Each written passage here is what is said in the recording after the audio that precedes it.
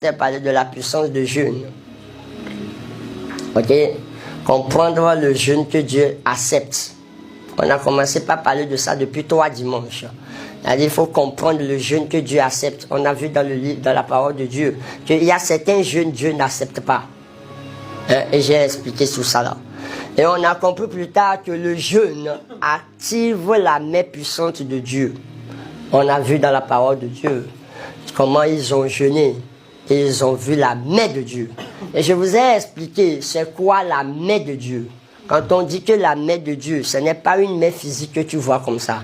Chaque fois quand on parle de la main de Dieu, on parle de la puissance de Dieu en action. Amen. Amen. Et aujourd'hui, je vais aller directement à l'objectif de ce message qui va clôturer cette série. Je partagerai avec vous les 4 lois qui gouvernent l'activation de la main de Dieu dans la vie de quelqu'un. Les 4 lois qui gouvernent l'activation de la puissance de Dieu dans la vie de quelqu'un, ou soit de la main de Dieu dans la vie de quelqu'un. Je ne crois pas que je peux avoir beaucoup de temps pour vous expliquer toutes les 4 lois, mais il y a 4 lois fondamentales pour activer la main puissante de Dieu dans la vie de quelqu'un.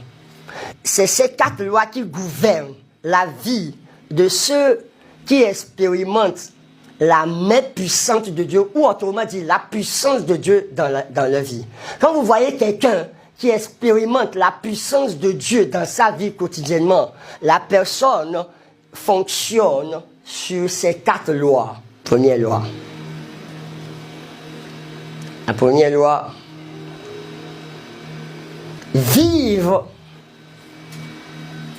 pour Dieu. Vivre pour Dieu est une décision consciente. Ceux qui vivent pour Dieu ont l'Esprit de Dieu en action à tout moment.